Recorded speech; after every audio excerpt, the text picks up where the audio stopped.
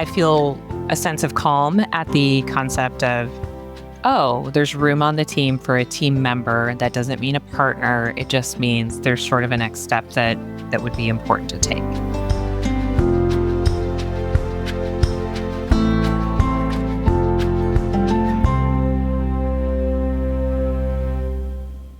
Welcome to the Money Skills for Therapists podcast, where we answer this question: how can therapists and health practitioners go from money shame and confusion to feeling calm and confident about their finances and get money really working for them in both their private practice and their lives? I'm your host, Lindsay Bonham, therapist turned money coach and creator of the course Money Skills for Therapists. Hello, and welcome back to the Money Skills for Therapists podcast. Today, we have a coaching episode with a recent graduate of Money Skills for Therapists, Sara Nelson-Johns. Sara is lovely, and today we are digging into her side business that has sprung out of her main private practice. So her main private practice, she works with folks with ADHD, relationship challenges, and perfectionism. And out of that work, she has developed an adulting planner. I'm going to put a link for it in the show notes for folks with ADHD to organize their lives in a way that works for their brains. So today, Sara and I talk about some of the dilemmas and concerns and questions she has about scaling that second business. We get into that fear of exposure, the fear of being invalidated, which is, I think, a very common thing that us therapist types experience when we start to be seen. It's very safe to sit in a therapy room and have these very attuned, as we talked about today, basically quite controlled conversations with folks. It's a big step, and it's a different way of being in the world to put something out there to thousands of people and not be able to control how they're going to respond or whether they find it helpful or whether they get it or not. So we dig into that today as well, and then started to explore and play with the idea of, what does scalable even mean? What does Sara want her business to look like? Helping her to connect with what she actually wants in this chapter and season of her life. It's so easy with scaling, when we build something that is quote unquote scalable, to think that it has to be this big thing, to think we have to do it a certain way to do it right. And Sara and I dig in today to what is the right next step for her in this business and letting herself lean into that. You can also watch this coaching episode if you want on YouTube. All of our podcast episodes are now also on YouTube. So if you prefer to watch your podcasts, if you want to see Sara and I's facial expressions, then you can also check out this episode on YouTube. Here is my coaching episode with Sara Nelson-Johns. So Sara, welcome to the podcast. Thank you. I'm happy to be here. I'm very happy to have you here. So to give folks a little bit of context, I think, on the work that you've done so far, before we dig into what you want to work on today, you finished Money Skills for Therapists. Where are we at now in time? Was that like 5 or 6 months ago? That's what I was going to say, 5 or 6 months ago. Okay. So you did Money Skills for Therapists and focused on your private practice, but you also have a second business. You have that dream kind of side hustle that many therapists want, and that's what we're going to focus in on today. Sounds great. Tell me about your questions about this second business for us to dig into together today.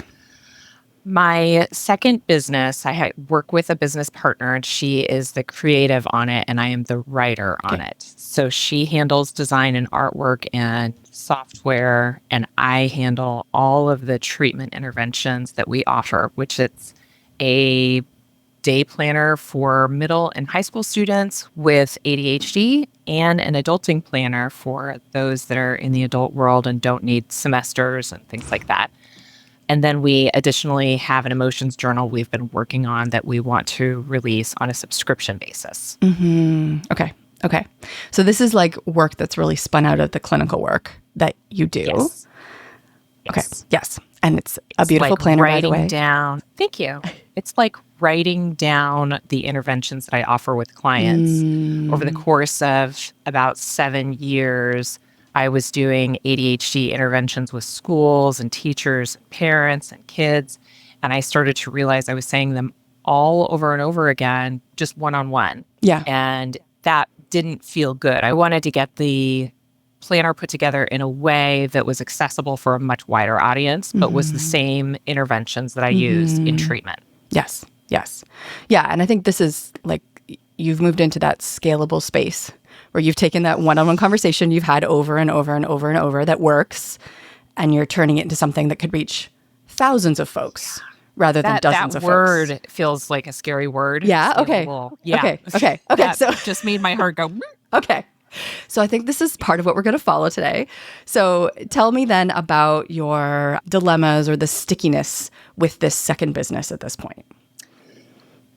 One just very practical hitch is we need to put either money or time in order to make it big. We can keep it small and we can stay small and we would be fine.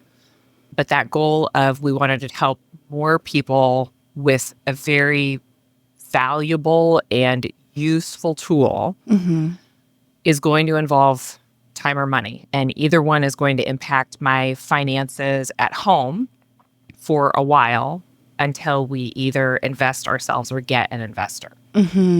Right. Okay. So there's this investment piece coming, an investment of either your time or your money to get where you want to go. And I mean, that's a question here, Sara, is where do you want to go with this? What is your hope or your vision for it? We made it last year. Okay. And we sold it last year. Very small channels of marketing. Very, very small. We'd love for it to be regional or national marketing and really scale up the production of it. Okay. So it wouldn't be made in my business partner's basement. Okay. Okay. Yes. So that we're not spending our time actually punching paper. Yes. Okay. Right. Because right now you're physically making the planners. Yes. Okay. Yes. Okay. They're handmade. They're artisan. Wow. I was going to say, yeah, beautiful. You can charge more for that, I hear. Okay. So right now you're literally making them by hand in your business partner's basement. That's not the long-term vision. You don't plan to be doing that for the next 20 years. So it sounds like at the very least some manufacturing, right? Like getting them manufactured somewhere. Yeah. And so it's manufacturing, then there's marketing, and then there's the concept of this is the product, but the product is actually the design work and the intellectual property behind it. So you receive a product, but really the effort goes into all these other pieces about it. Yes. And so it's not as simple as it just being a planner. And I think I feel some confusion about how to sell a planner when really it's about treatment intervention. I have some difficulty with, I want to be able to sell the planner as a product, but the value is all in what you receive with the interventions and with the actual layout and design of the pages. Those are designed for people with ADHD. Yes. Okay. Okay. And tell me what the dilemma is there. Like, what do you find is difficult about this aspect? It's overpriced for a planner. Okay. It is absolutely overpriced for a planner. Okay. Yes. So I don't think that we're emphasizing enough or effectively that this really comes out of many, many years of experience and that this is some very specialized content and that we're trying to give people the tools that if they put it into practice over the course of a year, they'll have better executive functioning skills. Yes.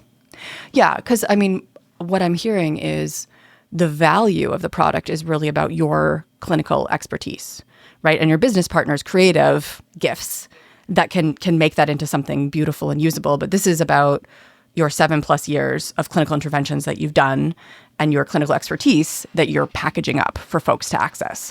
Yes. Okay. And that is an interesting piece to emphasize because as you say, like a planner itself, like I could go to the bookstore and buy a planner for $10. Yes. Right. You can buy them on Amazon probably for $7. Yes, probably. But that's not going to be probably a very viable business model for you unless you're going really, really big scale. You don't want to be selling these for $10. No. Right. And what is the price point at this moment? For the adulting planner, it's $45. And for the student planner, I believe it's $38. Okay. Yeah. The adulting planner has additional technology attached to it with QR codes. Yes. Okay. Yeah. Because what I'm hearing in here is another kind of business dilemma, which is how do you really put across the value of what it is that you've created to charge what makes sense for you to charge at this moment, right? So that's the one piece. And then I'm hearing there's this other question about making an investment, right? Like if you want this to go big, you have to make an investment. And I think part of the value is then, being okay with occupying that space personally, because that means selling ourselves and our expertise. Yes. And that feels like exposure, like nakedness exposure. Okay. Yeah. Let's talk about that. Because when we talked about scalable too, that was not a word that made your heart happy. Yeah. I worry about losing control. Okay. That's great. Yep. Perfect. Jumped right to the core. Okay, so let's talk about losing control, because this is what I'm also thinking too as you're talking about. The value of the planner is really about your clinical expertise, your business partners' creative gifts. It's selling yourselves, right? Like what you offer, yes. right? Yes. They're basically, in a way, getting an experience of working with you through this mediated form, like through this book, this workbook that they get, right? They're not all going to see you one-on-one for a session, but thousands of folks who buy this book and get these great interventions baked in to their planner. So tell me then, when you think about being seen, right? Like owning this expertise that you bring to this product, what comes up for you? Like I'm hearing exposure. I think the word was naked. Mm-hmm. Yeah. Tell me, what is your full response? Let's dig into that. Vulnerable. I do worry about the imposter piece. That's in there. Mm-hmm. That I'll get called out or criticized, or that someone will say I've done something bad. Mm-hmm. But I also think there's that piece of like, if I put myself out there with something that I think is great and the world doesn't, that feels, that's like an ego blow. That would hurt a lot. This is like a baby that we made. Okay. Gotcha. So there's also this like vulnerability around the product itself. Like you want it to be loved. We do. We want everybody to embrace it, and I think it's beautiful. Yes. Okay. Which, like, every mother thinks that their baby is the cutest baby in the world. I know. The reality is there's only a few babies that are the cutest baby in the world, just statistically speaking. Yeah. So with this, like, yeah, it sounds like the word that comes up for me is like, it doesn't sound like it feels safe. Yeah. It doesn't feel emotionally safe. And I think the glory of being a therapist is that I can have and share vulnerability with people one-on-one and share that intimacy. And if there's a misstep, part of my job is dealing with the repair of a rupture. Yes. Like there's all this opportunity to make right. Yes. And I love that kind of connection with people. And this is an important product to us. Like all of the ideas we've come up with, we're like, these are really strong ideas, but it does take away that intimacy of the relationship. Yes. And turns it into that much more of a business transaction. Mm-hmm. Yes.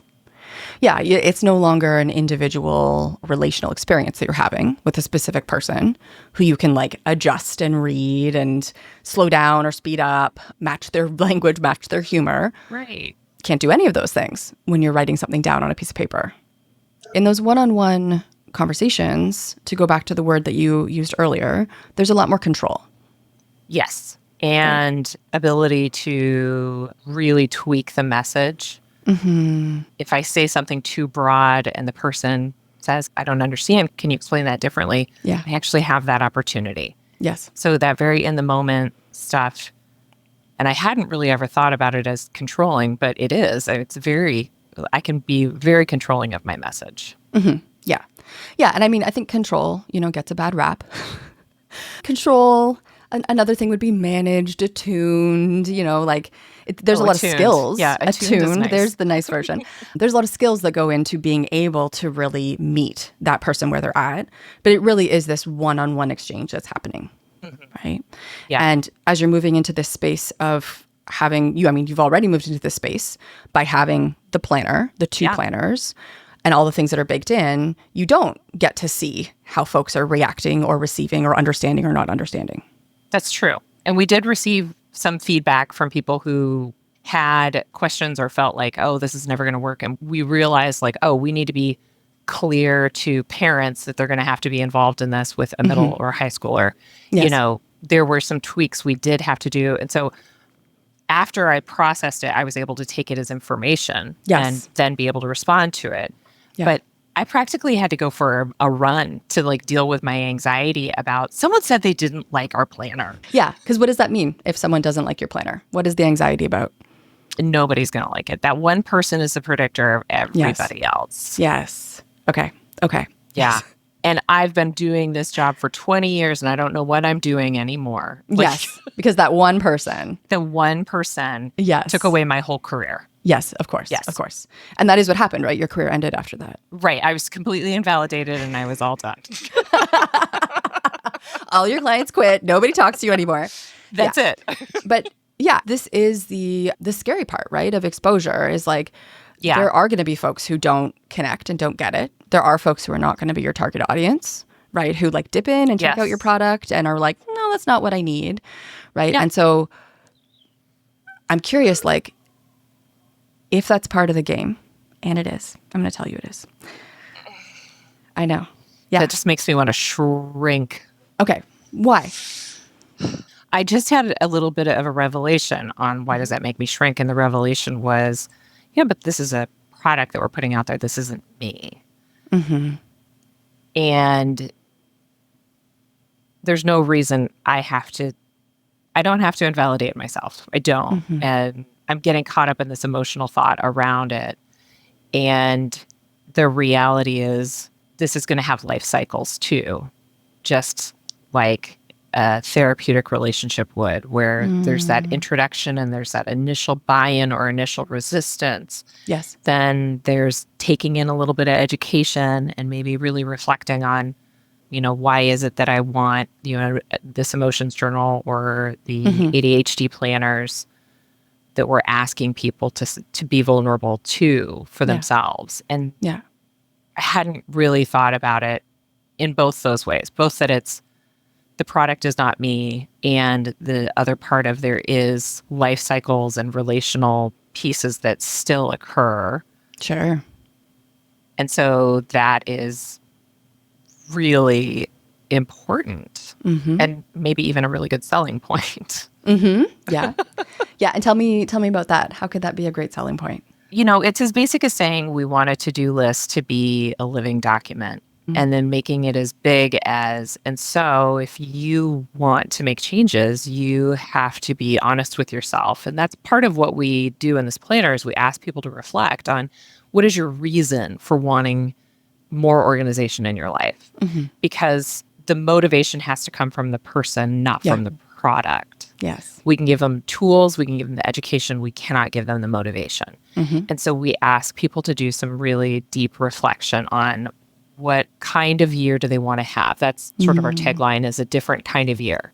And if I'm looking at what my year could be versus just continuing on the way I have been, there's some deep truths in there for most people. Sure. Yep. Yeah, absolutely. Yeah. And I mean, something that I'm thinking about as you're talking about the real work that's involved for folks, right? Of like really facing like, this is why I need to do this work. This is why it's important on multiple levels. And then all the clinical expertise that you're bringing to this conversation and the fact that you're trying to bottle that up in a product, which you need to make clear that the value is there. It makes me curious about how do you augment this product to make it more of a maybe supportive experience for folks? We have been playing with some background technology that when people in the adulting planner go on to use the QR codes for the individual skill building pieces, there is the ability to comment and there is the ability, if we wanted to build a community. Another thing we've thought about doing for just people who learn a little differently is to actually put together videos for each of the skills. 2-minute videos. And that honestly would be a really good one for the academic part of the planner as well. So it's something we know we want to build out for the adults, but probably is a good idea for the younger ones. Because I'm thinking here about the psychoeducation involved in this product. And as you mentioned, like the parents need to also understand their role, right? And what they're trying to help their child, the skills they're trying to help their child develop. And so, to me, that seems like a very rich area for you to start to dig into. And you mentioned like 2-minute videos. I was thinking the exact same thing, like videos, podcast recording, like how do you bring more of yourself? Yeah. And by yourself, I mean your skills. I don't mean Sara, like the vulnerable, this is who I am, love me or reject me and my life is over, right? Like not those parts of us, but that clinical expertise, that professional part. How do you maybe infuse even more of that into your buyer's experience of the planner? We've even talked about doing like webinars and having, a launch day that we would say to people, we're going to set up our planner today. Come join us. We're going to do just, an accountability hour of setting up a planner for the year. Yeah. Yeah. Which your audience needs. Yeah. Right. Like that's a very valuable gift, because knowing Plus it's many body doubling and I was going to say it's accountability body for like it's all, ADHD. yeah, absolutely. Like if I think of so many folks in my life who have ADHD, like they know what they need to do, but it's very hard to make themselves do it by themselves, right? So it's like that is a beautiful addition. You don't get that with a typical planner. To have the opportunity to actually have the container to set it up, right? And the co-regulation to set it up. Ooh, that's it. I like that selling point. That feels really good and feels less about, am I good enough? Yes. Yes. Yeah. Because, the other thing that you had mentioned is that it feels like a baby, right? It's not a baby. Right. Right? It is an expression of some ideas that could also be expressed many different ways, right? But it sounds like you're hitting on an iteration that you feel really good about. But I do wonder about, how do you create a narrative around this business or the relationship to it that allows you to be resilient, right? And like take some risks with it and try things and fail and make mistakes and not have it be about you, or not have it be about, the most vulnerable form of life, which is a baby. Right. That's a little extreme. I'm hearing it. When I first started private practice, it was part-time. And I remember being just very afraid to launch it. I had just actually had my child and was also learning how to run half marathons. And I was launching this and I worked full-time. And I remember saying out loud to a lot of people, oh, this is my fall season of fear. I'm doing all these things that I'm very afraid of, and I'm doing it anyway. And then as the business would fluctuate, or we moved to a different part of town and I realized, I couldn't make it to that office, I would like close down that office. And then I would do it somewhere else, just part-time. And my husband asked me one time if I was upset about closing it down after I think the first one. I said, oh, that's just 1.0. And now I would tell you I'm on like 4 or 5.0, because now I do it full time and I am, half of our income for our household. And that feels really amazing. And so I wonder if I need to be thinking about these books as 1.0, 2.0, and all of those versions. Yes. Knowing that the business itself, the core part of it, is always going to be me and my business partner. And that we've got a really strong relationship and a really strong concept of how to keep our priorities in line. Because we've always, in the last year and a half of working on this, we have been very clear and supportive of one another when parenting or life gets in the way, to say the goal is not to stress about this. The goal is to live life and also do this thing at the pace that works for us. We want there to be flow. Yes. Yes. And maybe that's part of what I'm emotionally reacting to, is like, what if it interrupts the flow? Yeah. Yeah. It's really nice right now in life to be able to say, when people are like, well, what's going on with you? I'm like, not much. It's great. That's like success to me, to not have a lot of drama happening. Yeah, for sure. And that is a season that you're in. It's a chapter that you're in. Maybe it's the rest of time you'll want it that way. Or maybe at a certain point, you will look for more challenge, right? And this is what I also think about as we're talking about these different versions, like you're at version like 5.0 of your practice. And we were even chatting a little bit off camera before about some changes you want to make, which would maybe make it your practice 6.0 version. Yeah. Right. And so if we think about this business the same way, something to consider as you're thinking about what you want and investors and having it manufactured elsewhere, regional reach, statewide reach, all this stuff, is what do you want in this season? I want to set this up so it's sustainable. I don't know if this is the year, if this is when we can actually achieve that. And I want to be able to hand off pieces of that elsewhere, like the marketing of it, to bring it to that sort of level. I don't want to do that. Yes. Okay. So there's going to be a certain amount of growth in that you need, just so you can start to delegate some of these pieces that you don't want to be running anymore. No. Yeah. I like learning about pitch decks and business plans. It's interesting to learn that. I'm good with the small time parts of that. I would like to let a marketer be a marketer and let them take care of it. Highly recommend. Marketers love marketing. It's very confusing to me, but they do. We are very grateful for them. Yeah. Okay. So it sounds like there's basically actually room on your team for another team member. There's a gap there to fill. Oh, I hadn't thought about it like that. With someone who loves marketing. And that doesn't mean they're a partner, to be clear. Right. But there are all these tasks, these marketing tasks that like you're happy to dabble in, but this is not your happy place. Right. Absolutely. It's not. And I find myself thinking about it in very distracted ways. Like I just avoid, like I'm resistant and I'm a little bit avoidant of it. Okay. And then I try and buckle down and it's like, I'm going to do this thing. And that doesn't feel fantastic. That's how I feel every time I try to make an Instagram reel, which is why I pay people to make me do it. So as we're thinking about this then, and these kind of your next steps, the next version of this, what I would encourage you to think about is maybe what is that next sustainable point for this business where there would be enough revenue generated that, you and your business partner are getting paid what you want to get paid. There's room to also pay a marketer to be planting these seeds for you, setting some strategy. You could think about what that position needs to look like. Is that like project-based? Is it just they're helping you launch? Is it somebody who's around 5 hours a week? Like what does that look like?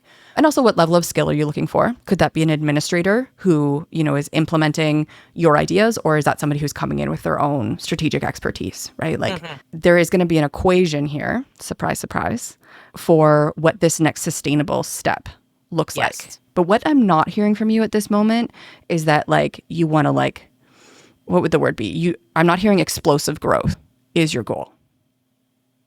I'd be open to it, but the imaginary leap that would take, the investment in money would be pretty spectacular.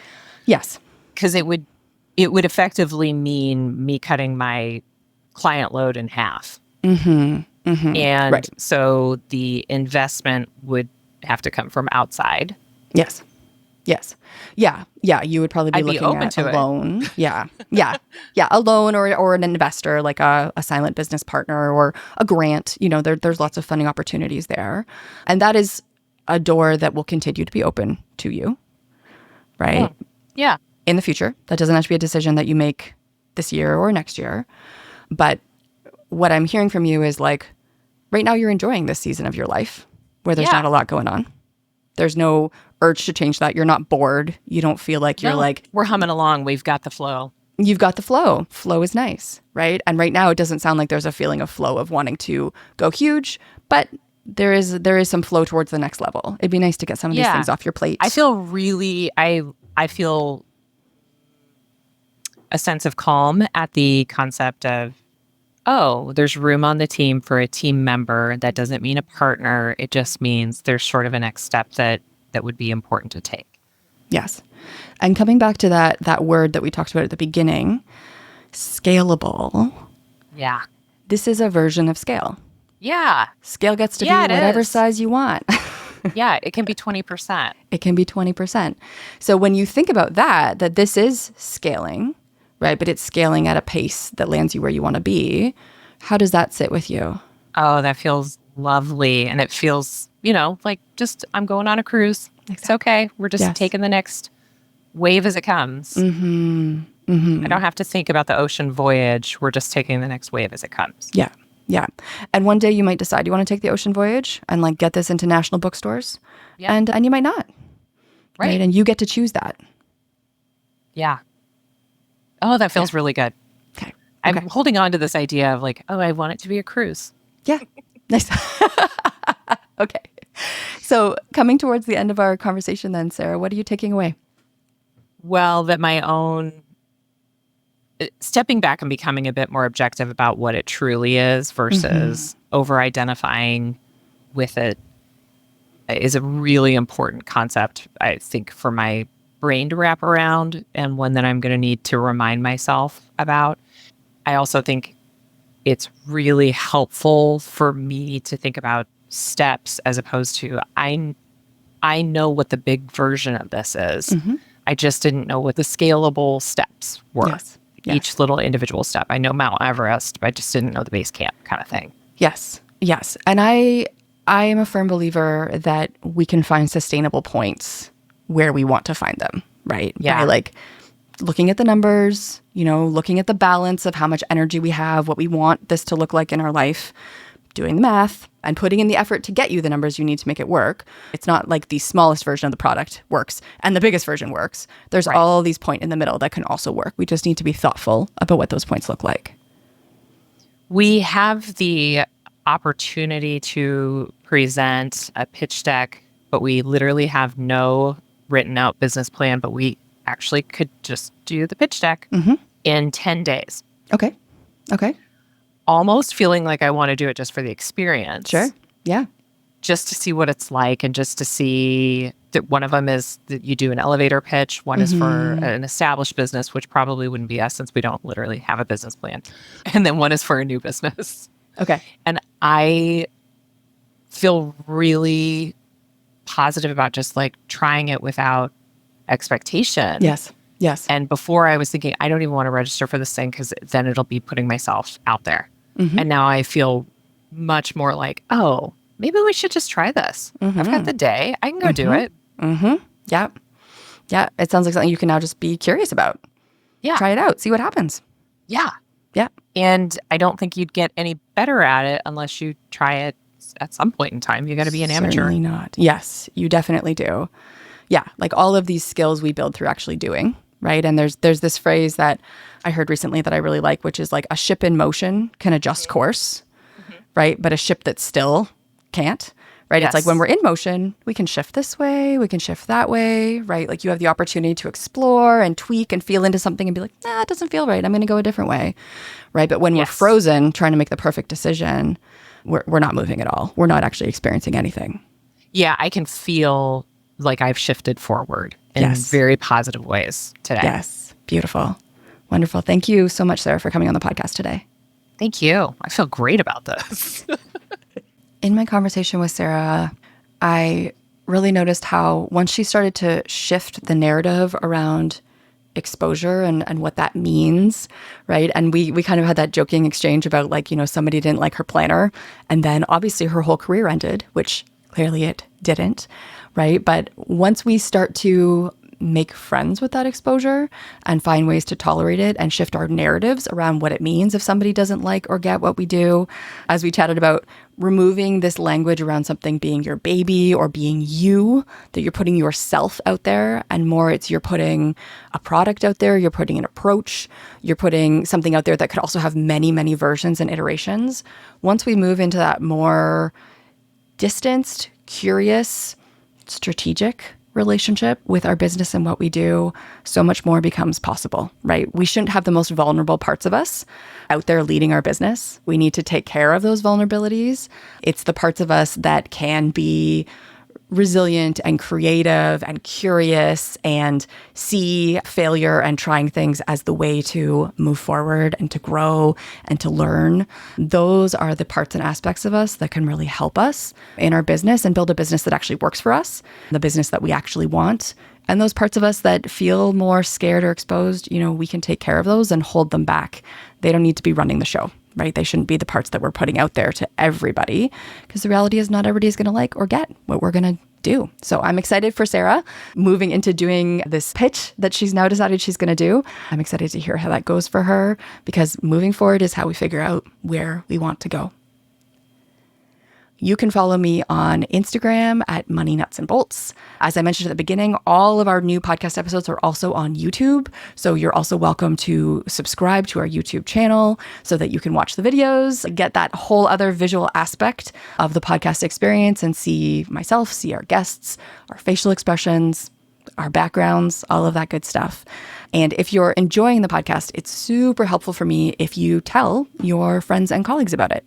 Tell them about an episode that was specifically impactful to them. If you're listening to an episode and it makes you think about one of your colleagues, just sending it along to them.